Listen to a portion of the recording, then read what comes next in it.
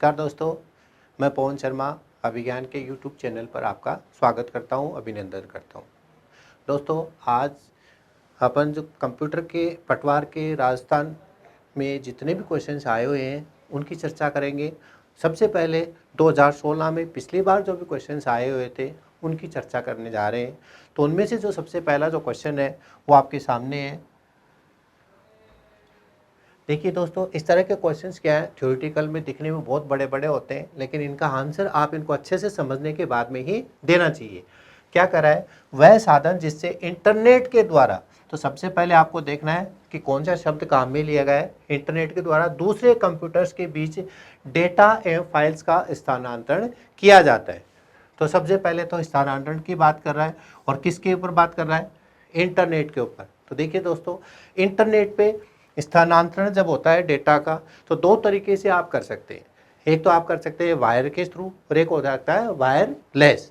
अगर वायर की बात करते हैं, कहीं पर भी अगर वायर वाली बात आती है, वायर का मतलब तार, अगर तार वाली अगर कोई भी बात आती है, तो तार का जब भी आप ट्रांसमिशन करते हैं तो उसमें एक प्रोटोकॉल काम में लिया जाता है। और प्रोटोकॉल क्या होता है उसके बारे में मैं आपको बता देता हूँ।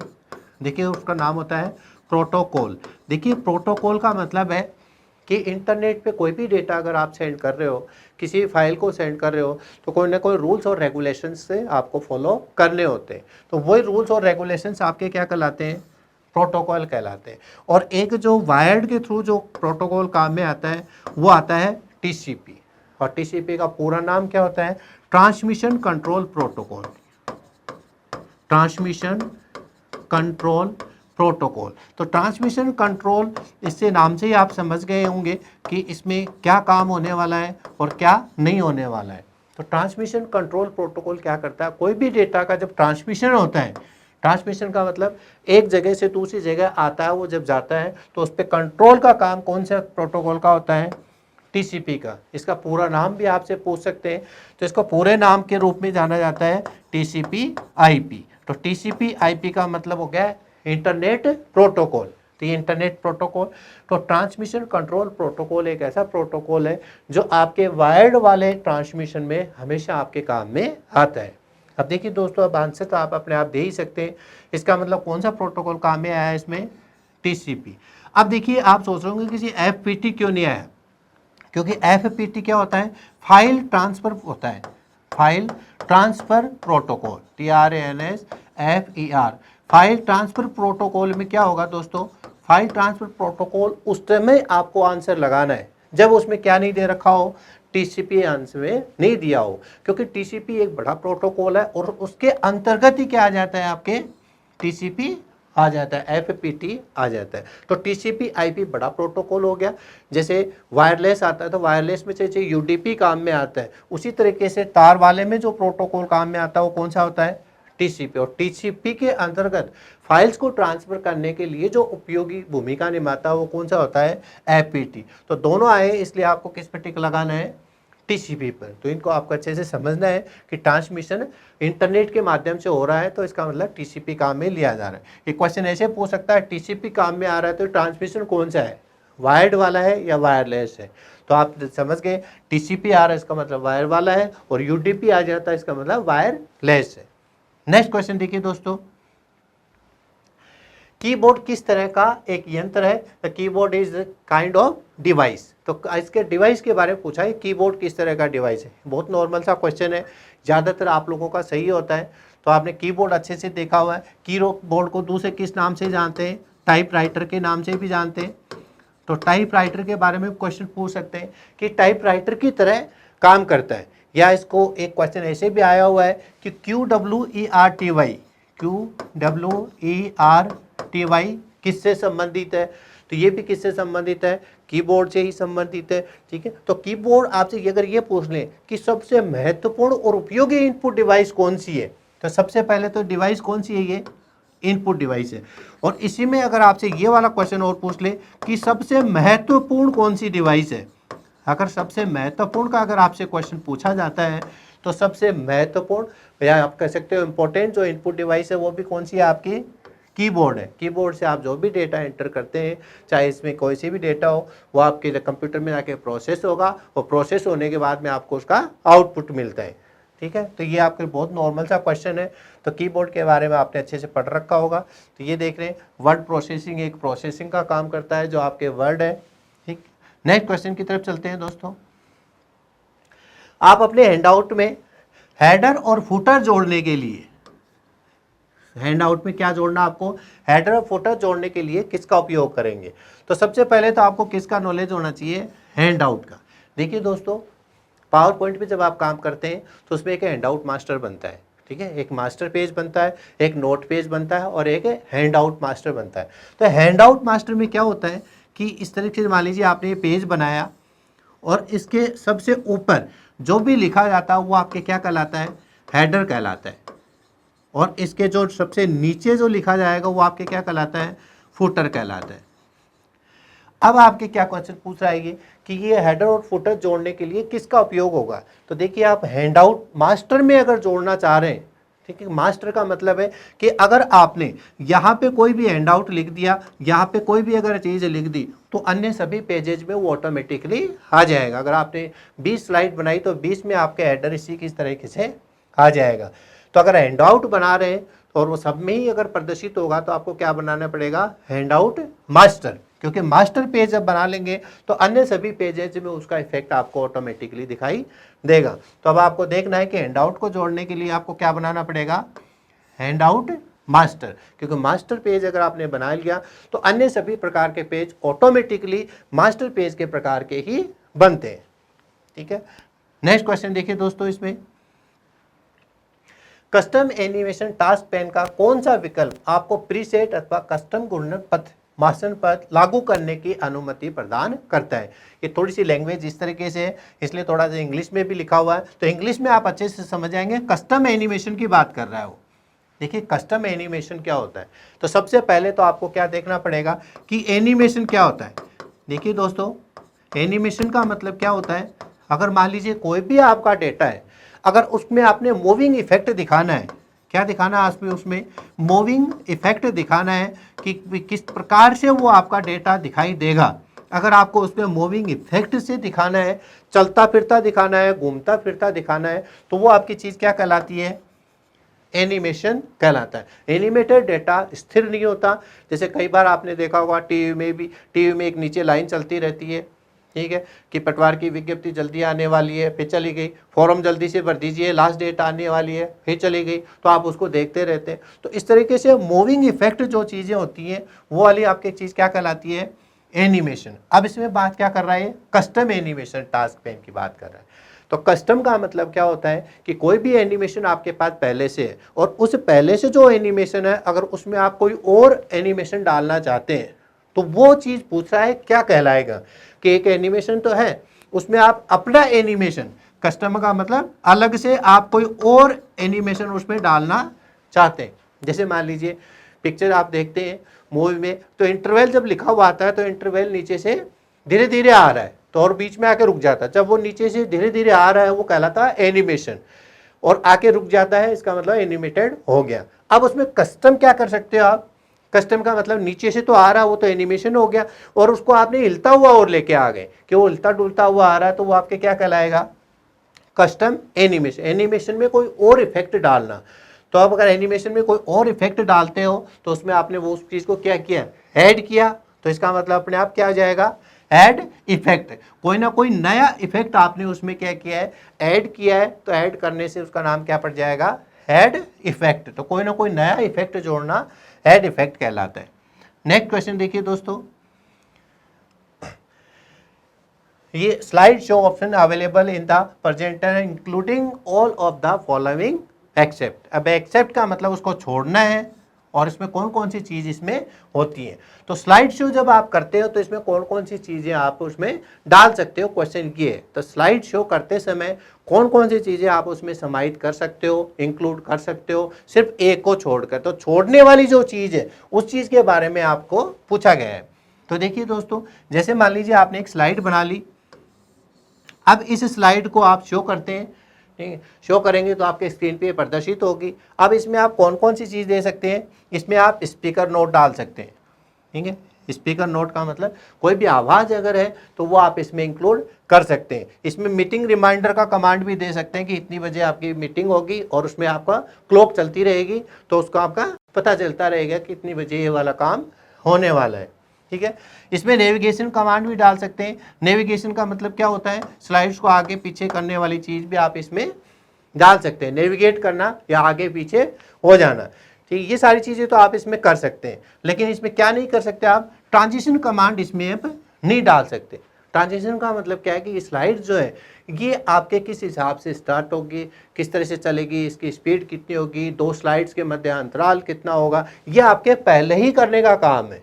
तो ये जो पहले वाला जो काम है ये आपके इसमें आप स्लाइड्स के अंतर्गत नहीं डाल सकते कि एक स्लाइड है, एक स्लाइड के बाद दूसरी स्लाइड 5 सेकंड में आएगी, 10 सेकंड में आएगी, तो ये वाला काम स्लाइड के अंदर अगर मैं यहाँ पे लिख दूँ, यहाँ पे लिख दिया कि 5 सेकंड में दूसरी स्लाइड आएगी, तो 5 सेकंड में दूसरी स्लाइड आएगी, तो यहाँ लिखने से कुछ भी नहीं होगा। उसका काम को आपको कहाँ करना पड़ेगा, पहले ही उसको निर्धारित करना पड़ेगा। तो वो चीज़ें आपकी क्या कहलाती हैं, ट्रांजिशन कहलाती है। इसका मतलब ये सारी चीज़ें तो आप ऐड कर सकते हैं, और कौन सी चीज़ इसमें ऐड नहीं कर सकते, ट्रांजिशन से रिलेटेड चीज़ें इसमें ऐड नहीं होंगी। देखिए दोस्तों, नेक्स्ट क्वेश्चन क्या कह रहा है आपके सामने, ये आप जो देख रहे हैं ये पटवार प्री के क्वेश्चंस हैं, और प्री का आपने देख रहे हैं कि पार्ट 2 है, बी है। बी का मतलब बचे हुए क्वेश्चंस है, आपके 30 क्वेश्चंस आए थे, 30 जो है एक वीडियो में कंप्लीट नहीं हो सकते, उसके 2 भाग करे हुए हैं। तो आप अगर बी भाग देख रहे हैं तो ए भाग भी इससे पहले आप जरूर देखें। देखिए ALU है, तो ALU का पूरा नाम पूछ लिया, तो ये ज़्यादातर का सही हुआ था और बिल्कुल नॉर्मल सा ही क्वेश्चन है। तो आपको इसमें ध्यान क्या रखना है, ALU इसके बीच में क्या करते हैं, कई बार अर्थमेटिकल लॉजिकल यूनिट लगा देते हैं, तो कल किसी के नहीं लगता, किसी में कहते हैं अर्थमेटिक एंड लॉजिक यूनिट, वो भी नहीं लगता, सिर्फ और सिर्फ इसका पूरा नाम क्या होता है, अर्थमेटिक लॉजिक यूनिट। अब देखिए इसमें 2 चीज़ें आ जाती हैं, आपका जो ALU है ये आपके एक सिस्टम यूनिट जो है, सिस्टम यूनिट का एक ऐसा भाग जो तार्किक क्रियाएं और अंकगणितीय क्रियाएं दोनों क्रियाएं करता है, वो आपके क्या कहलाता है, ALU। अब ये जो सिस्टम यूनिट है इसके 3 भाग आपने देख रखे होंगे, तीनों भागों में जो सबसे महत्वपूर्ण, जो सबसे पहले जो आता है वो आपके क्या कहलाता है, ALU। इसके बाद दूसरा भाग इसमें क्या आ जाता है, CU, और तीसरा भाग इसमें कौन सा आ जाता है, मेमोरी। तो ये वाला जो भाग है इसकी बात कर रहा है, और ये आपके 2 प्रकार के काम करेगा, एक तो अर्थमेटिक गणित से संबंधित क्रियाएं, और दूसरे कौन से काम करेगा, ये लॉजिक या तर्क वितर्क से संबंधित क्रियाएं, जिसमें छोटी चीज देखनी है, बड़ी तुलना करनी है, बराबर की तुलना करनी है, इस प्रकार की तुलना करनी। तो सिस्टम यूनिट का एक सबसे बड़ा भाग होता है ALU, और जो 2 प्रकार की क्रियाएं करता है वो उसका पूरा नाम होता है अर्थमेटिक लॉजिक यूनिट। ये आपको ध्यान रखना है। नेक्स्ट देखिए दोस्तों, डिजिटल सिग्नेचर क्या है। तो सबसे पहले तो डिजिटल सिग्नेचर के बारे में आपको पता होना चाहिए, डिजिटल सिग्नेचर होता है क्या है। कई बार दोस्तों आपने देखा होगा कि पहले ये नहीं चलता था, आजकल अगर आपने OBC का सर्टिफिकेट बनवाया है या SC/ST का सर्टिफिकेट बनवाया है, तो आपको कहाँ पे, कोर्ट में या आप कह सकते हो तहसील में जाने की आपको आवश्यकता नहीं पड़ती। यहाँ पर आप देखते हैं, यहाँ पर एक इस तरीके से साइन करा हुआ सा आ जाता है कोई भी, और वो ई-मित्र वाले ही आपको OBC का सर्टिफिकेट बना के दे देते। तो ये एक OBC का सर्टिफिकेट बनाया और ई-मित्र वाले ही आपको सर्टिफिकेट बना के दे रहे हैं। अब यहाँ पर जो ये सिग्नेचर हुए हैं, ये जो सिग्नेचर है, ये आपके क्या कहलाते हैं, डिजिटल सिग्नेचर कहलाते हैं। डिजिटल सिग्नेचर का मतलब क्या हो गया कि इन सिग्नेचर की जो वैल्यू है वो उतनी है जितनी हस्तलिखित हस्ताक्षर के बराबर होती है, लेकिन इनके लिए आपको कहीं जाने की आवश्यकता नहीं होती। ये आप ई-मित्र पर घर बैठे इनको आप प्राप्त कर सकते हैं, और इसकी वैलिडिटी या आप कह सकते हैं इसके जो उपयोग है वो बिल्कुल उसी प्रकार से जिस प्रकार से आप तहसील में जाके या कोर्ट में जाके कोई भी काम करवाते हैं। और ये जो हस्ताक्षर होते किसके, ये भी क्वेश्चन पूछा जाता है। तो ये कौन होते हैं, ये कोई ना कोई संबंधित अधिकारी होगा, और उस अधिकारी के ये सिग्नेचर होंगे। और यहाँ पर भी आपको 2 चीज़ें देखनी है। यहाँ पर क्या चीज़ देखनी है कि इस सिग्नेचर में क्या होगा, एक तो ये स्कैन नहीं होता, एक ये कॉपी पेस्ट नहीं होता। अगर आप इसका स्कैन करके काम कर रहे हो तो इलीगल काम है। दूसरा काम, इसमें कॉपी पेस्ट भी नहीं होता है, ये ऑटोमेटिकली आते हैं। तो जब तक आपने देखा होगा कि इसको इस तरीके से राइट का साइन नहीं लगा रहता है, जब तक इसको वैलिड नहीं माना जाता है। तो राइट का साइन लग गया, इसका मतलब ये वेरीफाई हो चुके हैं।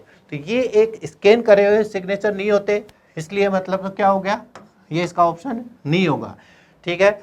दूसरा, ये पहचानने का कोई प्रोग्राम नहीं है, किसी तरह से इसको कोई पहचान नहीं सकता, क्योंकि सिग्नेचर सबके अलग अलग होते हैं। लेकिन ये जो हस्ताक्षर है, ये हस्ताक्षर आपके लिए, मेरे लिए और अपने उस क्षेत्र में जितने भी लोग हैं उन सबके लिए क्या होते हैं, कॉमन होते हैं। तो कॉमन जो होते हैं हस्ताक्षर, कि मतलब आपने बनवाया है चाहे मैंने बनाया, तो कॉमन जो चीज है वो किसके लिए होती है, पब्लिक के लिए, आम लोगों के लिए। आप बनवाए चाहे मैं बनवाए, तो इसलिए क्या कहलाता है, पब्लिक की कुंजी इनक्रप्शन कहलाता है। इनक्रप्शन क्यों बोलते हैं इसको, क्योंकि इसका दो आप देखेंगे तो थोड़ा सा बदला हुआ सा रूप दिखेगा, थोड़ा फटा सा ये दिखाई देता है, इनक्रिप्टेड फॉर्मेट में होता है। अगर इसका कॉपी पेस्ट करेंगे तो इसका कॉपी पेस्ट नहीं होता है, तो इसलिए इनक्रिप्टेड फॉर्मेट में होता है। और किसके लिए होता है ये, पब्लिक के लिए, आम लोगों के लिए, सबके लिए एक जैसा। इसलिए इसका क्या होगा, पब्लिक की कुंजी इनक्रिप्शन। ये आपको ध्यान रखना है दोस्तों। नेक्स्ट क्वेश्चन देखिए, Bluetooth is an example of. तो ब्लूटूथ के बारे में आपसे पूछ रहा है। तो ब्लूटूथ के बारे में आप सब लोग जानते हैं, जैसे कोई भी मैंने यहाँ पे डिवाइस लगाई तो ये वायर्ड के बिना ये इस तरीके से आपको क्या करता है, विभिन्न डिवाइसेस को आप इससे जोड़ सकते हैं ब्लूटूथ के माध्यम से। लेकिन अगर मैंने मेरा मोबाइल का ब्लूटूथ ऑन कर रखा है तो मेरे मोबाइल से कोई भी कहीं भी जुड़ जाएगा, या एक निश्चित दूरी तक ही कोई जुड़ सकता है। या आपने देखा होगा, अगर मैंने मेरे मोबाइल का ब्लूटूथ ऑन किया तो मेरे आस-पास वाले जो मेरे पहचानते हैं, जो मेरे मोबाइल्स को जानते हैं, वही उसको क्या कर सकते हैं, कनेक्ट कर सकते हैं। तो जो एक सीमित क्षेत्र का हमारा जो नेटवर्क बन गया, आप घर पर जाके क्या किया, घर पर जाके आपने उस ब्लूटूथ को क्या कर दिया, ऑन कर दिया। अब ऑन कर दिया तो उससे काफ़ी सारे कंप्यूटर से जुड़ गए, एक यहाँ पे जुड़ गया, मोबाइल भी जुड़ सकते हैं इस तरीके से। तो ये जो जुड़े हुए हैं, ये इनका एक नेटवर्क बन गया। ये तीनों अगर जुड़ गए तो ये तीनों जुड़ गए तो ये क्या कहलाएगा, ये एक नेटवर्क कहलाएगा। अब ये नेटवर्क आपके हो गया। अब इस नेटवर्क को क्या बोलेंगे, तो इसमें एक सीमित दूरी है, एक जगह पर ही अगर कोई निश्चित दूरी पे अगर नेट कंप्यूटर्स कनेक्टेड होते हैं तो उसको क्या बोलते हैं, पर्सनल एरिया नेटवर्क। तो इसका मतलब क्या जाए, व्यक्तिगत क्षेत्र नेटवर्क। ये पर्सनल एरिया है। अगर मैंने मेरा ऑफ कर दिया तो सारे कंप्यूटर ऑटोमेटिकली क्या होंगे, बंद हो जाएंगे। तो मेरा पर्सनल ऑन किया हुआ है, जिसको बोलते हैं पैन पर्सनल एरिया नेटवर्क। तो ये आपको देखना है। लोकल एरिया नेटवर्क में क्या होगा कि लोकल एरिया नेटवर्क और थोड़ा सा क्षेत्र बहुत बड़ा सा हो जाता है, जिसमें आप एक बिल्डिंग में दूसरी बिल्डिंग तक भी उस कंप्यूटर्स को आपस में जोड़ सकते हैं। ठीक है। वर्चुअल एरिया नेटवर्क जो है ये वर्चुअली डिजाइन किया जाता है किसी कंपनी के द्वारा, किसी कंपनी के द्वारा। ये भी एक है, लेकिन अपने को बारे में किससे पूछा गया है, ब्लूटूथ के बारे में पूछा गया है, तो वो पर्सनल हो जाएगा आपके। नेक्स्ट क्वेश्चन देखिए दोस्तों, नेटवर्क में कंजक्शन कब घटित होता है। तो सबसे पहले तो आपको नेटवर्क समझ में आना चाहिए, और दूसरी चीज आपको क्या आना चाहिए, कंजेशन क्या होता है। अगर आप कंजेशन नहीं पता तो आप इसका आंसर बिल्कुल भी नहीं दे पाएंगे। देखिए दोस्तों, नेटवर्क का मतलब तो क्या हुआ, जब एक कंप्यूटर मेरे पास में यहाँ पर है और दूसरा कंप्यूटर मैंने और लगा दिया यहाँ पर, अगर ये दोनों कंप्यूटर्स को मैंने आपस में जोड़ दिया तो ये मेरा क्या कहलाएगा, ये मेरा कहलाएगा नेटवर्क। तो नेटवर्क तो आप लोग अच्छे से जानते हैं, आप में से कई ऐसे हैं जो कंजेशन के बारे में नहीं जानते। देखिए दोस्तों, जब मैं यहाँ से कोई भी डेटा सेंड करता हूँ, यहाँ से कोई भी डेटा मेरे को सेंड करनी है तो वो किस तरीके से जाती है। अगर मेरे को आपको कोई मैसेज भेजना है तो आपको लगता है वो मैसेज डायरेक्ट आपके पास पहुँच गया, डायरेक्ट नहीं पहुँचता। वो जो भी आपके पास मैसेज है वो मैसेज क्या करेगा, वो मैसेज आपके छोटे छोटे टुकड़ों में बटेगा इस तरीके से। जैसे ये पैकेट्स बोलते हैं इनको, वो छोटे छोटे टुकड़ों में बटेगा और ये टुकड़े आपके क्या कहलाते हैं, ये कहलाते हैं पैकेट। तो इन पैकेट्स में ये बट जाएगा, क्योंकि पूरा मैसेज कभी भी एक साथ नहीं जाता है। तो जितनी जगह मिलती है उस वाले पैकेट्स को ये एक साथ भेजते हैं। मान लीजिए ये पहला नंबर है, ये दूसरा, ये तीसरा, इस पैकेट के नंबर इस तरह से निर्धारित कर देते हैं, और जो भी इनको जगह मिलती है इन पैकेट्स को आगे तक वो पहुंचा देते हैं। जैसी लाइन मिलेगी, कोई छोटा पैकेट होता है, कोई बड़ा पैकेट होता है, उन जितनी जगह मिलती है उस पैकेट्स को यहाँ पे बेच के और वापस इसको क्या करते हैं, अरेंज करके आपके सामने प्रदर्शित किया जाता है। और प्रत्येक पैकेट के साथ में क्या होता है, एक एक्नॉलेजमेंट में होता है कि उसका रिवर्ट आपको मिलता है कि ये चीज़ सारी पहुंच चुकी है, और सब चीज़ें 3 के 3 पहुंचने के बाद में आपको फाइनल एक रिवर्ट भी जरूर मिलता है। अब इसमें कंजेशन क्या है, मान लीजिए इतने सारे पैकेट जा रहे हैं और ये पैकेट जाते समय ये आगे पहुंच ही नहीं पा रहे, यहाँ पर इतने सारे पैकेट हो गए और बहुत सारे पैकेट एक साथ और भेज रहे हैं इसी नेटवर्क से, ये भी भेज रहे हैं यहाँ पर। तो काफ़ी सारे जब पैकेट्स एक साथ कहीं पे भेजे जाते हैं तो वो ओवरलोड हो जाता है, नेटवर्क क्या हो जाता है, वो ओवरलोड हो जाता है। नेटवर्क जब ओवरलोड हो जाता है पैकेट्स की वजह से, तो वो वाली चीज़ क्या कहलाती है, वो वाली स्थिति क्या कहलाती है आपके, कंजेशन। तो नेटवर्क जब ओवरलोड हो जाता है, जब पैकेट्स ज़्यादा अधिक हो जाते हैं, तो वो वाली चीज़ कहलाती है कंजेशन। तो कंजेशन अब आपने देख रहा है कि जब ट्रैफिक ओवरलोड हो जाता है या आवागमन ओवरलोड हो जाता है तो उससे संबंधित आपको चीज़ें देखनी है। तो सिस्टम टर्मिनेट कोई सा भी नहीं हुआ, दोनों चालू है, 2 नोड के बीच कंजेशन टर्मिनेट होता है, ठीक है, जरूरी नहीं 2 ही हो, 3 भी, 4 भी, 5 कितने भी होता है, ये आ गया। जब ट्रैफिक क्या हो जाता है, ओवरलोड की स्थिति में आ जाता है। ओवरलोड की स्थिति में कब आएगा, तो बहुत सारे पैकेट्स एक ही साथ जब भेजे जाते हैं तो उनका रिवर्ट नहीं मिलता है और वो आपस में टकरा जाते हैं और वो काम आपका नहीं होता है, तो वाली स्थिति आपकी क्या कहलाती है, कंजेशन। तो ये आपको ध्यान रखना है दोस्तों। नेक्स्ट क्वेश्चन देखिए, इसमें क्या होगा, वाईफाई का विस्तार नाम पूछा, मतलब इसका पूरा नाम पूछा है। तो ज़्यादातर का सही हुआ था, वाईफाई का अगर नाम आपसे पूछा भी जाता है तो वाईफाई जो है, एक तो वायरलेस हो गया, WIRE वायरलेस। वायरलेस का मतलब इसमें वायर नहीं होंगे, रेज या किरणों के माध्यम से डेटा का ट्रांसमिशन होता है। और FI का मतलब फिडेलिटी, FIDELITY, फिडेलिटी।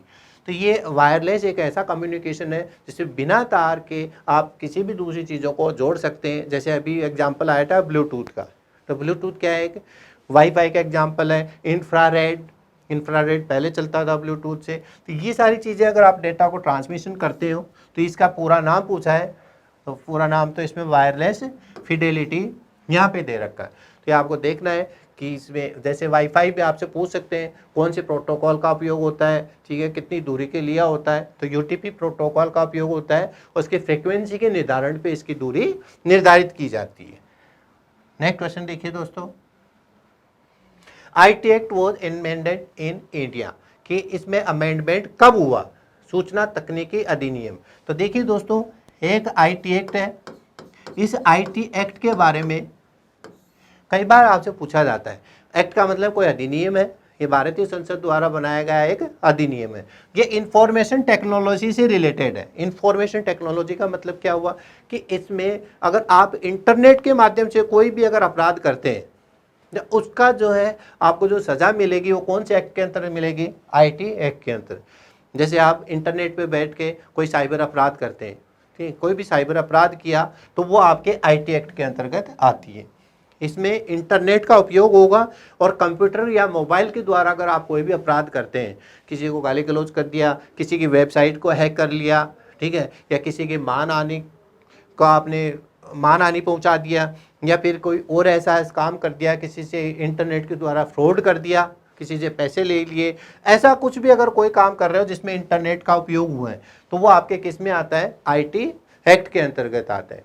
ठीक है, तो ये IT एक्ट, इसका पूरा नाम होता है IT एक्ट 2000, क्योंकि ये कब बना था, सन 2000 में इसको बनाया गया था। और ये अब भी इतना प्रचलन में है क्योंकि IT एक्ट के माध्यम से इसके अंतर्गत इतने कानून बनाए गए हैं जिनसे कि साइबर जो क्राइम है, साइबर क्राइम को इसमें सबसे ज़्यादा रोका गया है। तो ये साइबर क्राइम को रोकने के लिए कानून बनाया गया है, एक तरीके से आप कह सकते हो। तो साइबर क्राइम की रोकथाम के लिए बनाया गया जो कानून है वो कहलाता है IT एक्ट 2000। अब इस कानून में अब अमेंडमेंट जो हुआ उसके बारे में पूछ रहे हैं। तो दोस्तों, जो इसमें जो बदलाव हुआ था वो 8 साल बाद किस में हुआ था, 2008 में इसमें बदलाव हुआ था। नेक्स्ट क्वेश्चन देखिए दोस्तों, इलेक्ट्रॉनिक कियोस्क एक रूप है, electronic kiosk is one form of. तो इलेक्ट्रॉनिक कियोस्क क्या है, तो अब आपको इसमें भी क्या देखना पड़ेगा, इलेक्ट्रॉनिक कियोस्क। अगर आप ये अच्छे से समझ लेंगे तो आपको अपने आप पता चल जाएगा कि इसका मतलब क्या है। देखिए दोस्तों, इलेक्ट्रॉनिक कियोस्क वो कियोस्क है, कई बार आपने देखा होगा कई जगह कंप्यूटर रखा रहता है इतना बड़ा सा, और उस पर कोई भी वहाँ पर यूजर नहीं होता। आप खुद जाके वहाँ पे काम करो, देखो किस तरीके से क्या है। जैसे रेलवे रिजर्वेशन पे जाना, आप रेलवे रिजर्वेशन में अगर जाएंगे तो वहाँ पे आप देखते हैं कि एक पास में कंप्यूटर रखा हुआ है, वहाँ पे आप अपना टिकट का नंबर डालेंगे करेंगे तो वो पता चल जाता है आपको ऑटोमेटिकली कि आपकी रिजर्वेशन कंफर्म हुआ कि नहीं हुआ, या ट्रेन कब आ रही है। वो सारी सूचनाएं जो मिलती हैं वो किससे मिलती हैं? कियोस्क से। तो कियोस्क भी क्या होता है? कंप्यूटर ही होता है। ये भी क्या होता है? कंप्यूटर ही होता है, लेकिन यहाँ पे जो यूजर है वो आप स्वयं होते हैं, आपको ही अपने हिसाब से इस पे कार्य करना होता है। तो इसमें पहले से ही फिक्स चीज़ें डली हुई रहती हैं। अब आप चाहो कि सर इस कियोस्क पे जाके मैं मेरी गूगल की वेबसाइट खोल लूँगा क्या? ऐसा नहीं है, वो निश्चित कार्य के लिए ही बनाए जाते हैं। कई बार पार्क में भी लगा देते हैं, वहाँ ट्रेड पार्क में जाएंगे तो घुसते ही लेफ्ट साइड में वहाँ पर भी लगा रखा है कौन सी फ्लोर पे क्या चीज़ है। वो सारी चीज़ें आप किस में देख सकते हैं? कियोस्क से देख सकते हैं। ठीक है, तो इसका मतलब क्या हुआ कि इसमें कोई ऐसा कोई दुकान का या इस तरह का ऐसा कोई बिजनेस का ऐसा कोई रूल नहीं होता। बस इसमें तो एक इन्फॉर्मेशन के लिए, सिर्फ सूचना के लिए इसको निर्धारित किया जाता है कि आपको इसको सूचना मिल जाएगी, इन्फॉर्मेशन मिल जाएगी कि आपको कौन कौन सी चीज़ कहाँ पर है, किस तरीके से है, और वहाँ पर आप अपनी इच्छा से इनको देख सकते हो। इसका मतलब क्या हुआ? ये नॉन स्टोर रिटेलिंग है, इसमें कोई भी दुकान वगैरह नहीं होती है। अब देखो सुपर मार्केट दे रखा है, सुपर मार्केट तो एक मार्केट हो गया, ठीक है। डिस्काउंट रिटेलर, इसमें कोई ना कोई डिस्काउंट से रिलेटेड कोई काम है। ये डिस्काउंट वगैरह आपको कुछ नहीं देगा, ये सिर्फ क्या देता है? आपको सूचनाएं देता है, इंफॉर्मेशन देता है, ठीक है। लाइन लिमिटेड रिटेलर, सीमित लाइन रिटेलर भी नहीं है, इसमें ऐसा कुछ भी नहीं है कि आप इससे कुछ और सूचनाएं प्राप्त कर सको या इसके अलावा कोई चीज़ें इसमें आप डाल सको। ये सिर्फ क्या है? गैर दुकान खुदरा बिक्री, नॉन स्टोर रिटेलिंग के लिए ही काम में लिया जाता है। नेक्स्ट क्वेश्चन देखिए दोस्तों, कंट्रोल आर किस काम में आता है, या कंट्रोल आर का उपयोग किस चीज के लिए किया जाता है? तो एक शॉर्टकट की है, कंट्रोल प्लस आर। देखो आर का मतलब होता है राइट, आर का मतलब क्या हो गया यहाँ पे? राइट। तो देखिए दोस्तों, कंट्रोल से बनने वाली सारी शॉर्टकट की आपको याद करनी है। ये 26 ही होती है, ए से लेकर जेड तक की। तो उसमें से आपके बारे में कौन सा पूछ लिया? आर के बारे में पूछ लिया। आर का मतलब राइट साइड। अब देखिए इसमें क्या करेगा कि कोई भी आपका अगर टेक्स्ट है या लाइन है या पूरा पैराग्राफ है, अगर आप उसको राइट अलाइन करना चाहते हैं, जैसे मान लीजिए मैंने यहाँ पर कोई भी डेटा लिखा हुआ है, मैंने लिख दिया ABC, यहाँ पे लिखा हुआ है। अगर मैं कंट्रोल आर कर दूंगा तो यहाँ से हटके कहाँ पे आ जाएगा? ये ABC आपके यहाँ पर आ जाएगा। इसका मतलब कौन सी साइड में आ गया? ये राइट साइड में। अगर पूरा पैराग्राफ अगर तो पूरा पैराग्राफ आ जाएगा, लाइन आ जाएगी। तो आपको इसमें देखना है। तो आखिर में बंद किए डॉक्यूमेंट को खोलने के लिए तो क्या करेंगे आप? डबल क्लिक या कंट्रोल ओ करेंगे। ये हो तो ओपन हो गया, तो ओपन तो इसमें गलत है। दूसरा, अंतिम मुद्रित पृष्ठ को पुनः मुद्रित करने के लिए, इसका मतलब उसको सेव करने के लिए, ये सेव से रिलेटेड हो गया। पैराग्राफ के अंतिम फॉर्मेटिंग को पुनः लागू करने के लिए, ठीक है, इसका मतलब क्या होगा? वो अंडू, आप कोई भी काम कर रहे हैं या फॉर्मेटिंग जो है उसको वापस आप लाना चाहते हैं, तो वो किससे रिलेटेड हो गया? वो कंट्रोल जेड से रिलेटेड हो गया। अब अपने आप ही क्या बच गया इसमें? चुने गए पैराग्राफ को क्या करने के लिए? राइट अलाइनमेंट करने के लिए। तो ये राइट में चला जाएगा। इसकी हो जाती है कंट्रोल प्लस ओ, इसकी क्या हो जाती है? Control plus S. तो कंट्रोल सबके साथ लगेगा। तो ये आपको थोड़ा ध्यान रखना है। तो ये राइट अलाइनमेंट करना है तो आपको ये लेफ्ट के लिए एल हो जाएगा, और सेंटर के लिए भी आपसे पूछ सकते हैं, ठीक है। टॉप बॉटम आप इसमें सारे अरेंजमेंट कर सकते हैं। लेकिन यहाँ पे किसके बारे में पूछा गया था आपके? आर का मतलब राइट अलाइनमेंट। अलाइनमेंट का मतलब क्या हुआ? डेटा जो भी है वो आपके पेज के कौन सी साइड में होगा। तो अलाइनमेंट आप कह सकते हैं ये लेफ्ट अलाइन है, ये सेंटर है, और ये कौन सा हो जाएगा? Right align. तो सेंटर भी कर सकते हैं आप इसमें, ठीक है। नेक्स्ट क्वेश्चन देखिए दोस्तों, इसमें बहुत ही सिंपल से क्वेश्चन है, लेकिन आप ये नहीं सोचें कि अब की बार भी ऐसे ही क्वेश्चन आएंगे। हो सकता है इसमें थोड़े से अमेंडमेंट करके दिए जाएं। बहुत सिंपल से क्वेश्चन है, लेकिन आपको थोड़ा सा इसमें ध्यान रखना है, क्योंकि फर्स्ट टाइम आए थे। अब की बार थोड़े से टिपिकल क्वेश्चन आने के चांसेज है। अब देखो MS वर्ड में कौन सी की का पूछा है? कंट्रोल प्लस एस का पूछ लिया। अब देखिए कंट्रोल प्लस एस, अभी मैंने आपको बताया था अगर मैंने ये पेज बना लिया और इस पेज में मैंने लिख दिया XYZ या मैंने लिख दिया पटवारी या पटवार। अब मैं क्या करूंगा, ये पेज मैंने बना तो लिया, अब इस पेज को बनाने के बाद मेरे को क्या करना पड़ेगा, इसको मेमोरी में सुरक्षित करना पड़ेगा, सेव करना पड़ेगा। तो इसको मेमोरी में स्थान दे दिया मैंने, जैसे इसका नाम दे दिया पटवारी, पूरा नाम दे दिया पटवारी.doc।